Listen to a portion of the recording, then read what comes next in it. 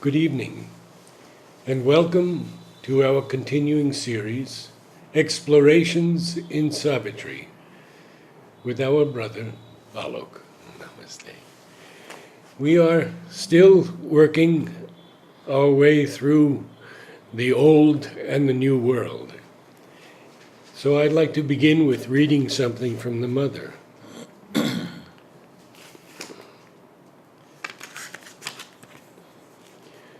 We are at a moment of transition in the history of the earth. It is merely a moment in eternal time, but this moment is long compared to human life. Matter is changing in order to prepare itself for the new manifestation, but the human body is not plastic enough and offers resistance. This is very important, and I know you see this every day, but this is why the number of incomprehensible disorders and even diseases is increasing and becoming a problem for medical science. The remedy lies in union with the divine forces that are at work, and a receptivity full of trust and peace, which makes the task easier. And then Mother speaks about the cells. But since it is happening in one body, it can happen in all bodies. I am not made of something different from the others. The difference is in consciousness, that is all. It is made exactly of the same thing, with the same things. I eat the same things. And it was made in the same way.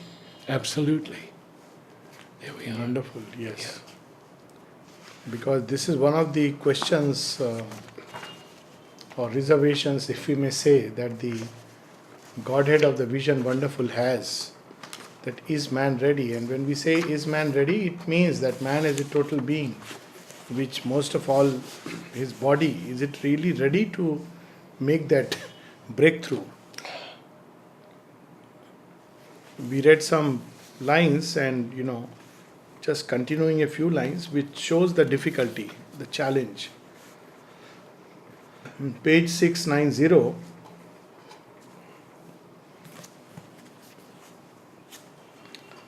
we were reading last time about the inconscient. Man is its key to unlock a conscious door,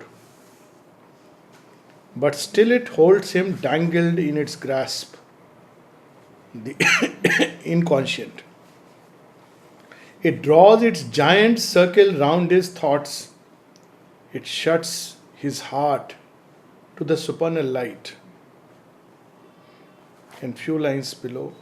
Even his knowledge is an ignorance. He is barred out from his own inner depths. He cannot look on the face of the unknown. How shall he see with the omniscient's eyes? How shall he will with the omnipotent's force? So you see, what is interesting here is that normally we give the onus to man. It's your responsibility to do yoga. You are the one who is supposed to do things. And God is up there. He is in his wonderful luminous atmosphere. And so are the gods who command, who influence, but they don't know what challenges and difficulties the human consciousness is to undergo. Is to struggle, do tapasya, do some kind of sadhana. But here, very clearly, the Godhead of the Vision Wonderful, he knows the difficulty and challenges of man. He says the inconscient which does not allow man to go beyond a certain limit. So, even if we want that we should have positive thoughts, it pushes back after a certain point because it doesn't want it to break through from that circle. So often I think of this circle, a magic circle of nature, with the hard outer crust. The hard outer crust is the inconscient, and the magic circle is the egg, and inside this is the chick. And the chick is trying, or the baby in the womb, trying here, there, going and cannot come out of the wall. But what is happening that there is something beyond the chick, outside the chick, which is the mother hen who is brooding over the egg. And by that process, preparing the chick inside so that the time comes and then the outer crust breaks. I feel something similar happens to the human body. And I mean, its transmutation will happen to the human Yes. body. That inside, it's going on, the process goes on, and a time comes when it can switch on to a new body, when it can transit. That's something we'll read subsequently. But this staying inside the egg has its own purpose. Otherwise, if human beings suddenly realize that they are higher than the gods, because one of the challenges, then the mediating stair would be lost. And very naturally, we will break the formation of mud, this iron wall, if it was not an iron wall, something very simple, and we'll merge with the divine. Now that will leave this earth and the work here unfinished. And the body. And the body. So, man is the key to unlock a door. He has to bring in the light here, staying within in this. And actually, he has no choice but to stay within. That is a paradox. But when you make the statement that the mother hen, Yes. So she is doing the tapasya. exactly, And we just experience the warmth and the heat. And we don't understand what's happening. yes, We feel restless. We feel something has to be born. We don't know how. We don't know why. All the neat explanations about hows. They're not so simple, Even to practice one simple thing like sit and go deep inside your heart where there is a fire burning there, it's not an easy process. It takes years. So then we have to understand that all this is fine, some effort from our side, but the actual yoga, tapasya and sadhana has been done and is being done by the Divine Mother. yes, And when it is ready, we have to endure the process with faith. As you said, trust and receptivity. yes. And a time comes when we are ready and the little peck and the chick emerges. So this is the whole thing. But as we spoke about last week, Sri Aurobindo was also very clear. He said, if you can't give yourself to Mother, you can't give yourself to me. Yes, because there is no other way. You have to allow this process. If you want to yes. break free, you see, we spoke about the supramental ship last time. Yes, So I often use this simile in my other casual conversations. So I said, look, we are all in that supramental ship. I mean, by all I mean those who have been called to the yoga. All doesn't mean the whole humanity, but sample humanity, representative humanity. So now the ship will carry us. Now we can go complainingly, grudgingly, or we can go happily. That choice is up to us. Now when we look forward, ship is moving in a certain direction, we look forward to the new things which are coming, then we are happy. If we look back to the things which we are leaving behind, then we are unhappy. Because I have left this, that has been taken away, I wish I had this. I suffered so much. I suffered so much. So that is how we can have one of these two attitudes in life.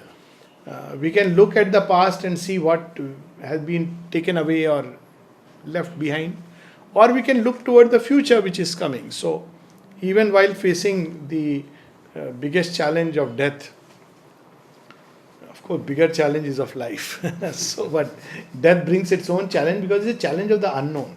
In life, to some extent, by the time we are adult, we know the coordinates, but death is unknown. So I tell people that, look, if you have been given time, in the sense, some people die suddenly and some linger because they know that, now the departure is close, either some disease or something. So instead of brooding, I am going to leave behind this, look toward the future. How would I like my coming life to be, for example. So I have seen people, they often say, I want to come back and study in the ashram school. I'm just giving an example. Of course, it's not like a fanciful thinking, and it has its own challenges and difficulties. But I'm just giving an example that we should look toward the future, then we are always full of hope. I can only paraphrase this, but Mother has said, we must shake off the past like fading dust, Yes. that it may not impede the future, which is opening always before us. Yes. So she is carrying us, but we have to, at least look who is carrying us. And another good simile is a child in the mother's lap. Yes. So, if the child looks this side, that side, then he is, oh, I want this. You will see children, they will hold a finger, I want that, I want this, they cry and all. But then they look toward the mother's face. What does the mother do? Just sleep, my child. And then the child is back again and she is carrying us. So she is the one who is doing the tapasya, and she is the one who is holding our brief on our behalf. Yeah. She is speaking, or asking the Supreme Divine that please, man is suffering. But once again he says, oh, to compassionate and eager dawn. This is where the compassion of Sri Aurobindo and the mother. This compassion people understand as, somebody who felt compassion, therefore opened a hospital for free service. That is not compassion, that is pity at the most, and at worst it is an egoistic, ambitious movement. It's very easy if you have little money to open a free hospital, but that doesn't really take care of the diseases will multiply. That's what we just read. Yes, yes. Because we don't know the real causes of diseases. You open an orphanage for free food. Now that doesn't take care of the greed. It often, makes people lazy. So that is not compassion. Compassion is to discover and cure the real causes of human suffering. Like Buddha, when he discovered that suffering is because of ignorance, that is compassion, and he went about refusing his nirvana to teach the way. This is super compassion. That, okay, that is a way, but still what happens to earth and earthly beings? So to bring down a greater consciousness. So in that sense, the mother's compassion towards humanity. Leave to the circling aeon's steady pace and to the working of the inconscient will. Leave to its imperfect light the earthly race. All shall be done by the long act of time. So he says that, it will happen. Now, on what basis he is saying? It's not that the Supreme is unconcerned about our state.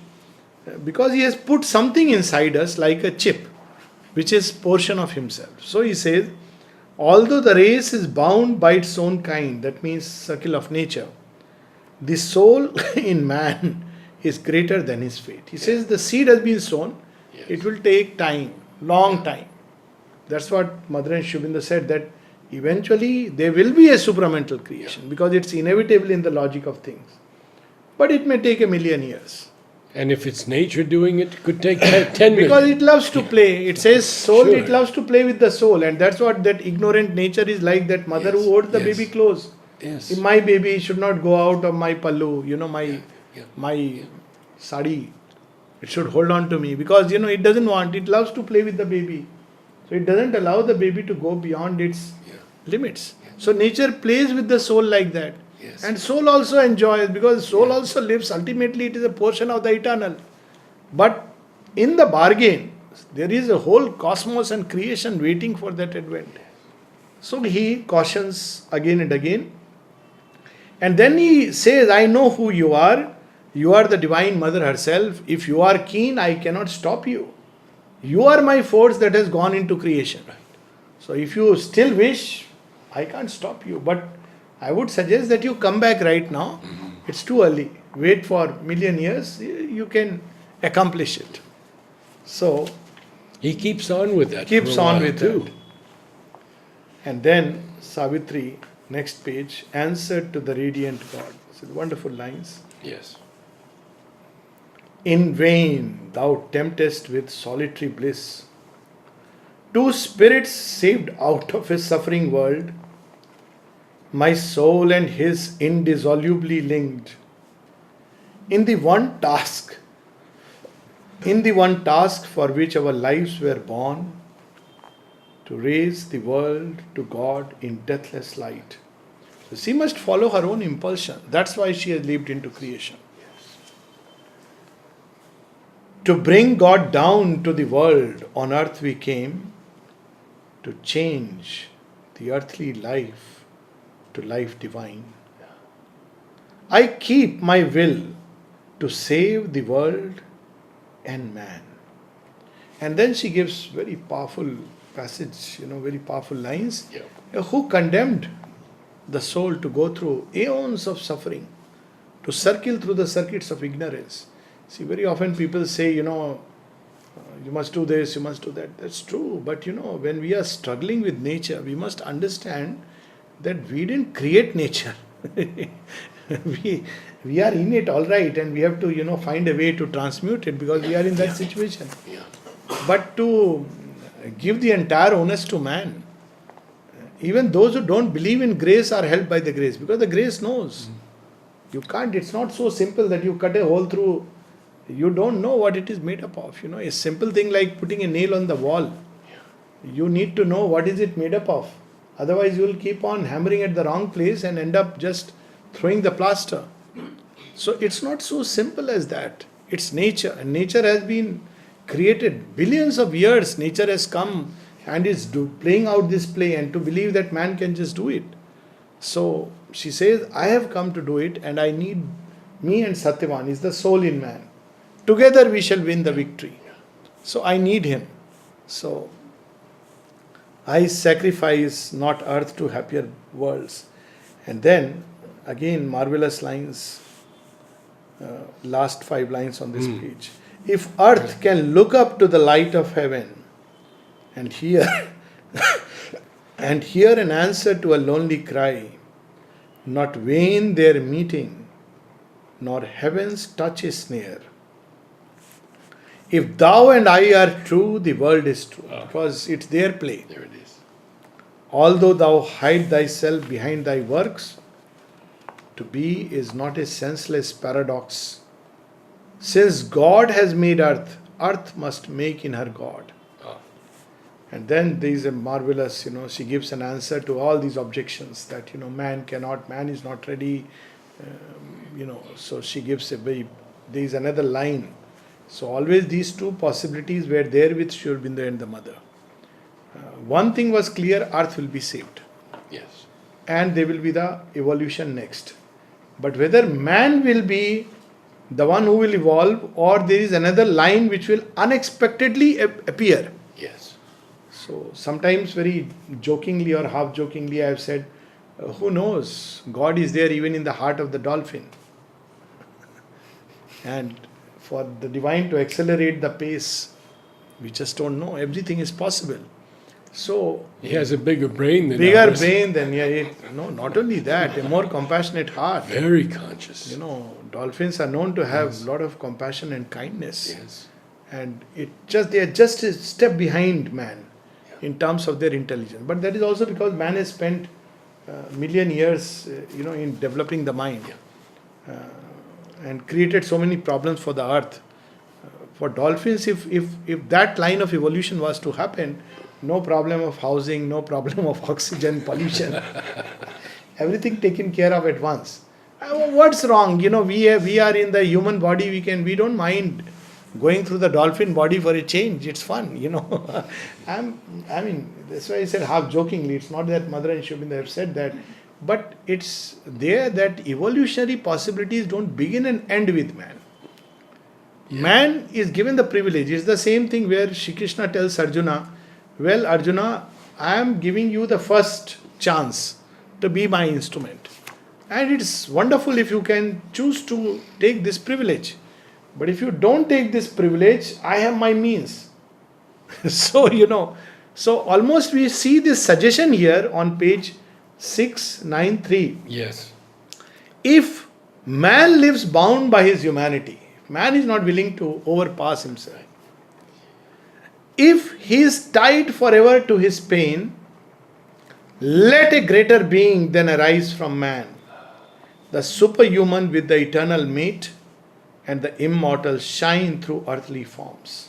So, something will break free. And she speaks of that in one of the passages, that all over the world there is tension.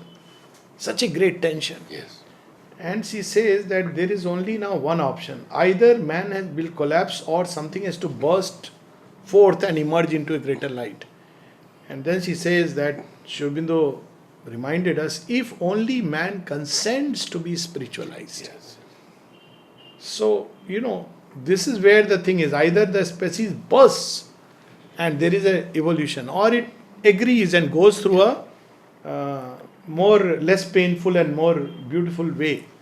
But toward around the- 1970, Mother said it's in the balance. It's in the balance. Yes, It's not known yet it's not known whether yet. the because he has kept- humanity will survive as it is. Yes. So, of course, he said that large portions may Yeah. have to go, will go, Yes, she did. because.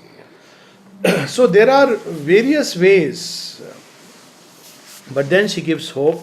But I have seen through the insentient masks. He says, but I have seen through this mask called creation, this world, this, man. I have felt a secret spirit stir in things, carrying the body of the growing God. So she says, ki, look, I understand. So I have plan B, to put in modern language, ready with me. I am sure you will okay. One of the two plans you have to say.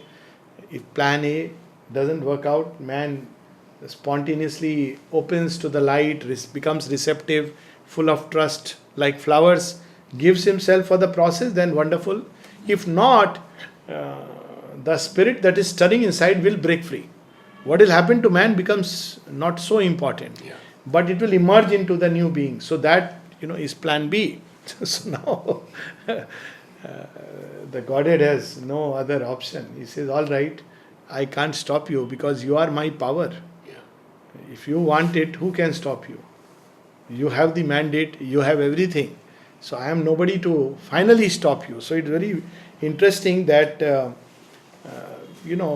when Sri Aurobindo was asked the realization of this yoga vis-a-vis Nirvikalp Samadhi, Sri Aurobindo says that the mother, the realization of this yoga is higher than the Nirvikalp Samadhi.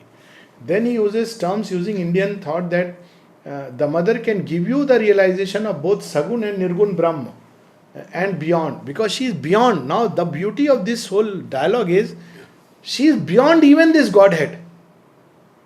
It's amazing. This is the eternal Godhead who is all the eternal manifestation, the higher worlds are, he is the one who is the Lord over them. Beyond him is what? The formless hush of the infinite. And so finally he says, he cautions that, don't dare too soon the adventure. And yet he says into the end, but if thou wilt not wait for time and God, do then thy work and force thy will on fate. These lines give you a suggestion that she is greater than God. Mother of God. And Sri Aurobindo hints at that in the mother. He says even the eternal Sachidananda comes into being through her. Yes. Because she is the infinite Shakti in the Par-Brahman. Dormant. So first when Par-Brahman creation starts, he puts forth a being, shadows out. That's how Sri Aurobindo puts. And he is the being of God, Sachidanand. Yeah. Not God as we understand, because Mother and Sri Aurobindo didn't like that word, God. Very Mother particularly didn't like that word God because it has been distorted. But God in the real sense, Sachidananda. But who? Sachidananda has a form, that's how he connects with us. Of course, it's the divine form, the subtlest of the subtle, the beauty of the beauty, glory of the glory. But even that comes into being because of the Divine Mother. So, we are on the eve of Christmas, and when somebody spoke of, there is a picture of Jesus Christ in the lap of the Divine Mother. Yes. And someone asked, Mother Mary, that, I saw this in a vision. What does this mean? He says, yes, of course. Jesus is a child of the Divine Mother. It's natural you will see him in her lap. Exactly. How wonderful it is. So who is she? And we try to, speak about her so casually, and that's what is her greatness, that she has become like us. If you really see the ashram context, playing tennis, having fun, sharing rasgullas with groundnuts. Can't imagine how human she became, answering our stupid and silly questions, catering to our smallest needs. And who she is? Greater than time and God. It's clear in this suggestion.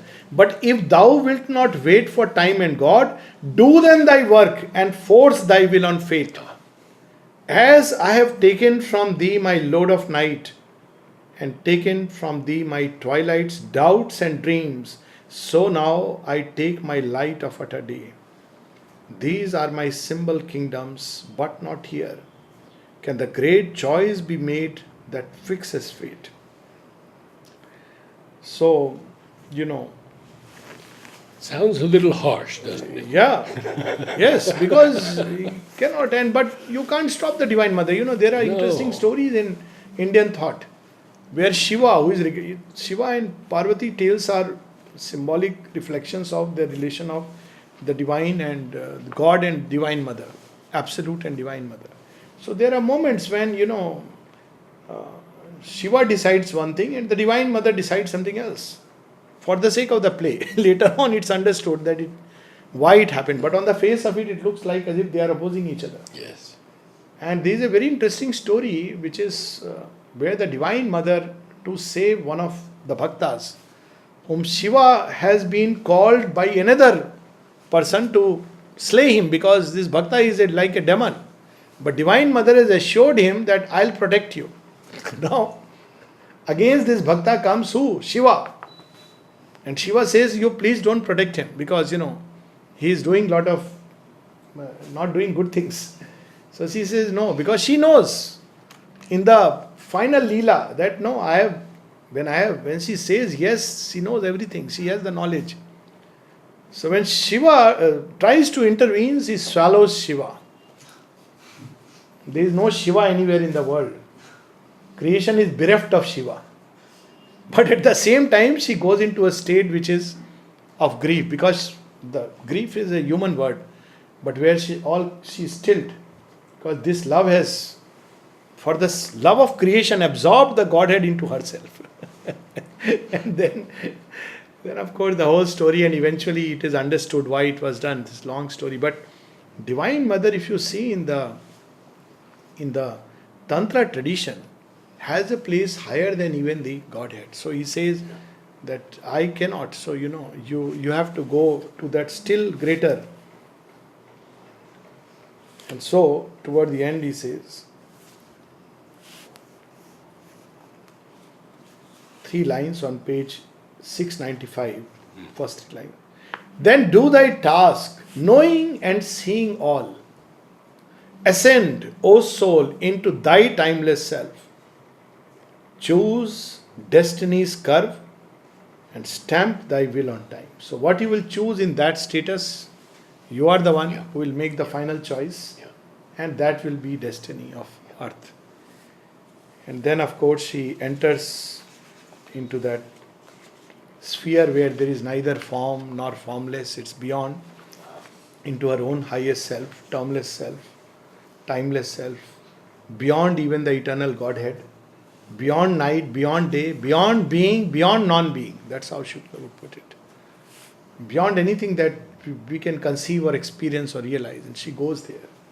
And there is an interesting dialogue between now herself as a soul, because she is incarnated, and herself as the voice who fixes fate. So there is finally a last dialogue. And we'll read that, and these are the boons. Choose spirit. Choose spirit, because Yes. it is Christmas, and Christmas we have Santa bringing gifts. But here is the Divine Mother bringing gifts.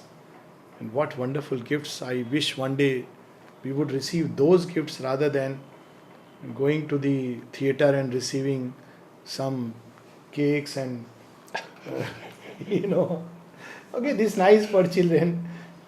And some agarbattis and some such stuff, and we can receive these gifts which she has brought down for earth. So Christmas time, rightly we are reading these gifts that the Divine Mother has brought. So Narada, I would like you to, because hey, you have a wonderful voice, and these gifts, choose spirit each time, and then what she says. And here Sri Aurobindo lifts the feminine. To what extent? Every time Sri Aurobindo addresses the Divine Mother in that status as woman. Yes. Every time as woman. So these are the 4 boons. Choose spirit, thy supreme choice, not given again.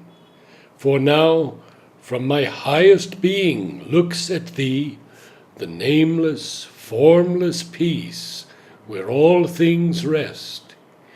In a happy, vast, sublime cessation, know an immense extinction in eternity, a point that disappears in the infinite, felicity of the extinguished flame, last sinking of a wave in a boundless sea, end of the trouble of thy wandering thoughts, close of the journeying of the pilgrim soul.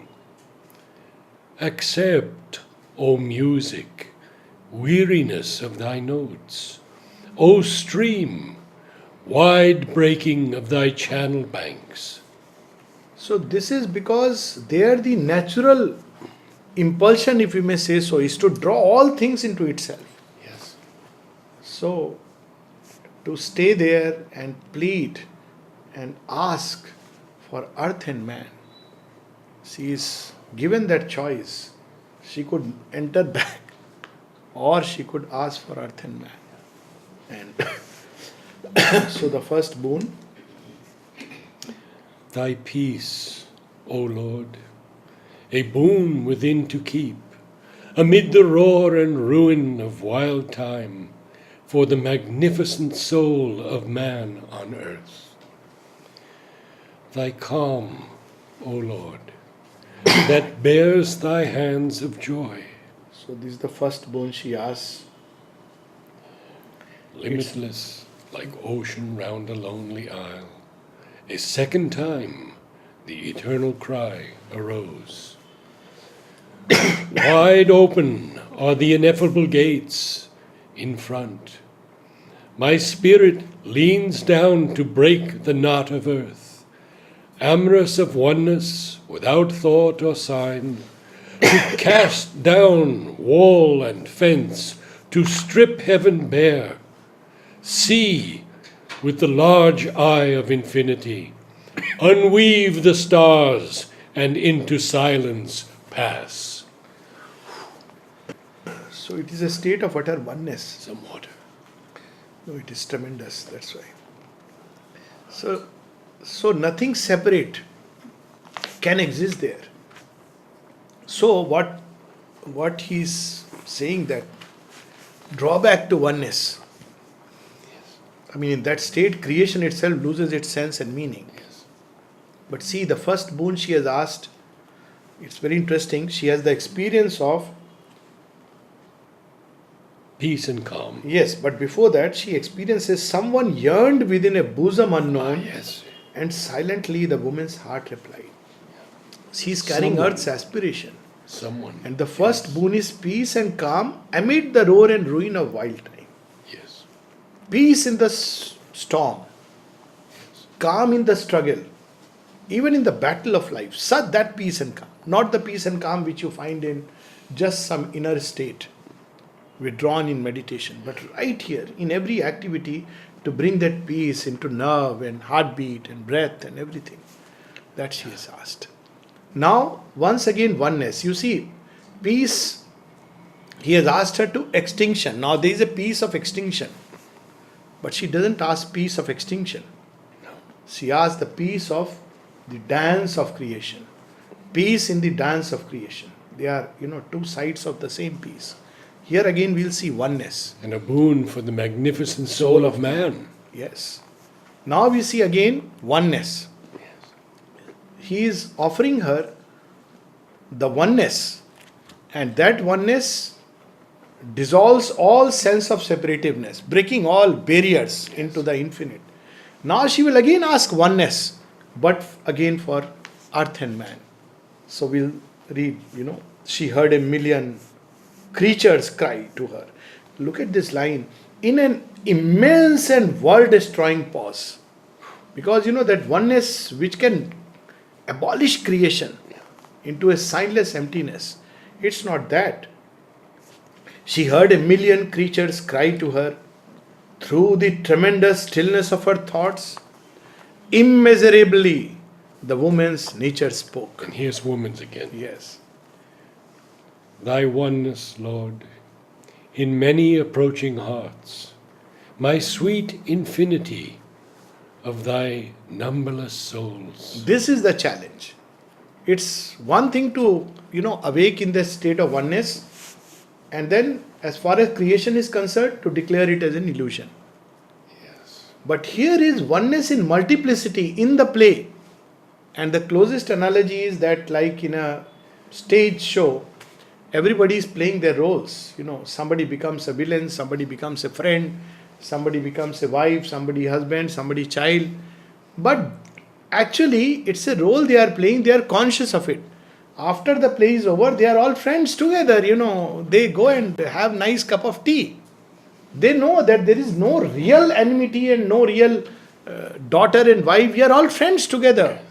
And so it's a play for the delight of the play. There is no other purpose for the play but delight.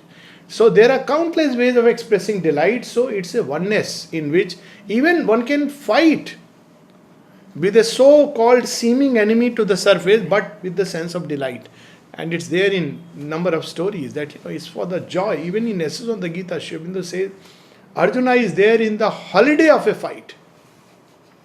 Okay, let's go. Let's take the joy of fight today. So it's like a game. What may happen in the game? You may die. It's okay. He speaks of that. The sword has a joy in being with the master. It is a joy in being pulled out and hissing. It is a joy when it is broken and thrown aside. Then he says that equal joy discover. And it runs throughout Savitri, throughout, that joy. That oneness, which in creation, so when you have that oneness, is very interesting. When you watch, one example is deer and the cheetah. So you see, it's both sides, it is nature. There are no two. In cheetah, there is the capacity to run fast. In deer, it's not fastness, but swiftness, which is a slightly different thing. Swiftness means can suddenly change track. See how the cheetah, how the deer dodges the cheetah. Cheetah is the fastest running animal on earth. Yes. So you can't compete. So deer cannot compete if it runs like this. So what it does is, if you see, it goes and suddenly changes. It's very swift. Cheetah cannot be so swift. It's fast. In both you will see the same force. Here is nature expressing as speed. There is nature expressing as swiftness. At the end, it's a play of nature. Now, of course, that's a different vision altogether. But man has to one day ascend into that vision. That's why in Who Aurobindo speaks of him or her or it or beyond. He says, he slays without stint and is full of compassion. He wars for the world and its ultimate ears. Very difficult to comprehend this state.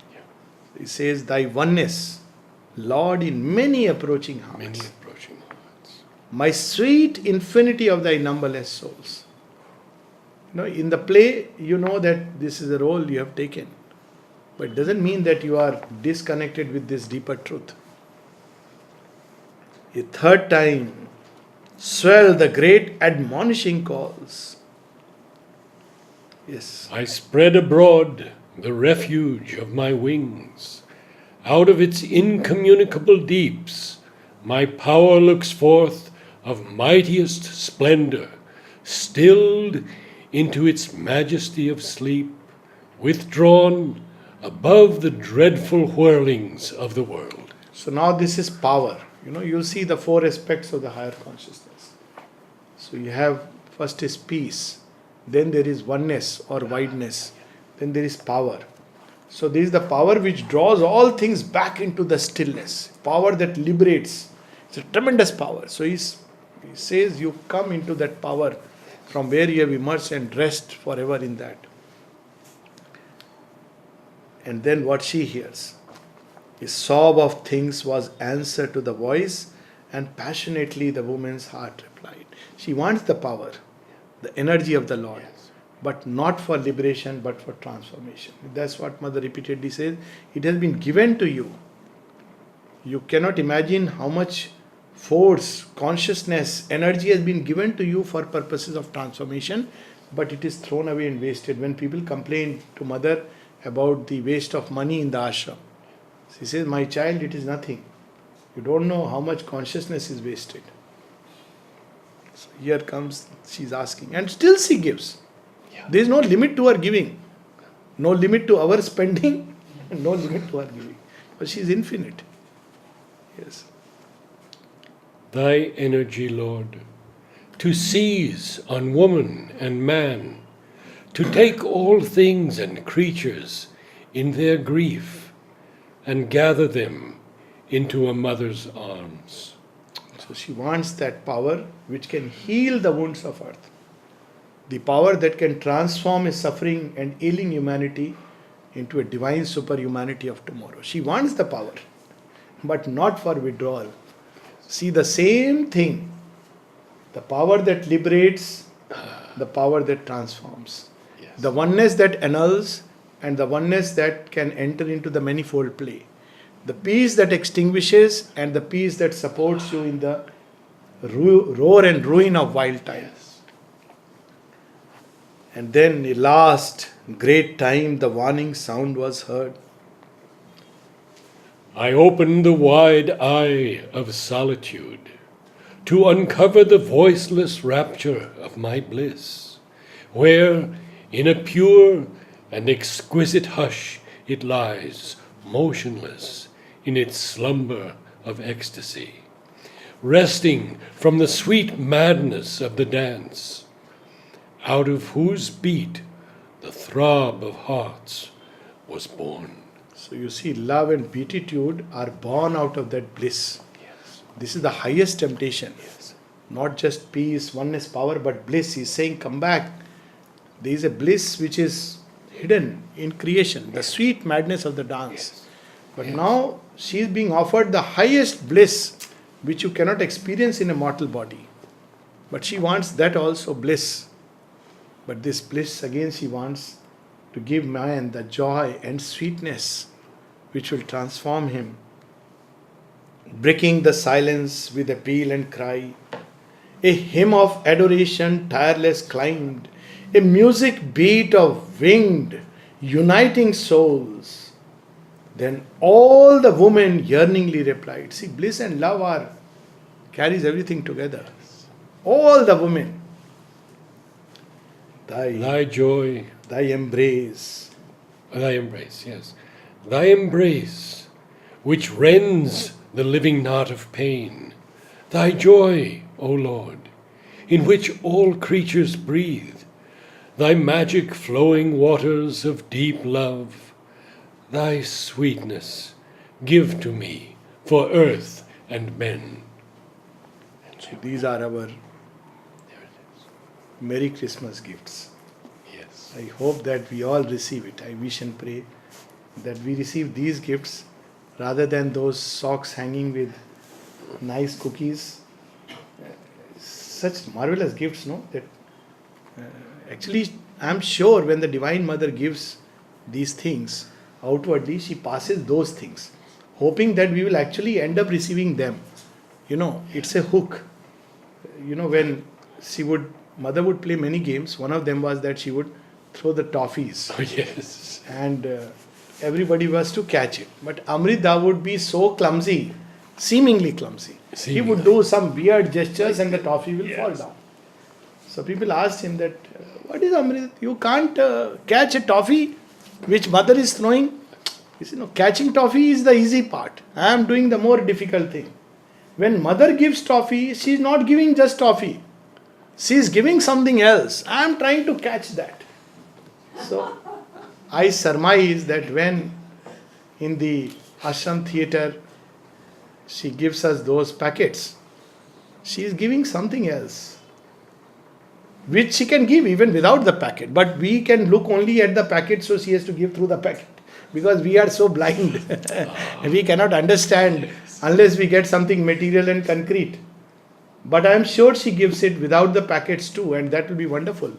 But either which way, whether with the packet or without the packet, let us receive these boons from her. And last 4 lines, I'll read, then we will stop.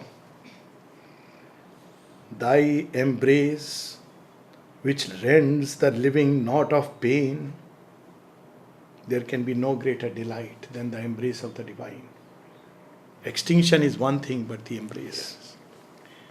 Thy embrace, which rends the living knot of pain, thy joy, O Lord, in which all creatures breathe. The closest I can think of it is Pondicherry. You just breathe this joy. I don't know how. She says this, that you can't live in Pondicherry without breathing my atmosphere. It's really a concrete thing. There is no logic to it. Whatever you may do, you breathe this joy. Thy joy, O Lord, in which all creatures breathe. Thy magic flowing waters of deep love. You know, this love which flows like a water, washing away everything. Washing away our errors, our imperfections, our little complaints, grumbles, sins, sorrows. At one place he says, divine love is like a cushion, mattress, so that you don't break your bones when you fall. So here she is saying not cushion and mattress, but like water, magic flowing. So you know, this water washes away. You may go to samadhi or you may pray and aspire with all kinds of things inside your consciousness. What does she do? She just washes it away. How does she wash away? What is that power? By love. Says thy magic flowing waters of deep love, thy sweetness give to me for earth and men. And here again we have the word sweetness. Yes. That we've had more than 85 times in Savitri. Sri Aurobindo's favorite word. So And Shakespeare's, by the way. yeah. Oh, is it? Yes. So we have this fourfold aspect, and may we all receive it. And Merry Christmas. Yes, Merry Christmas with these gifts. Bye.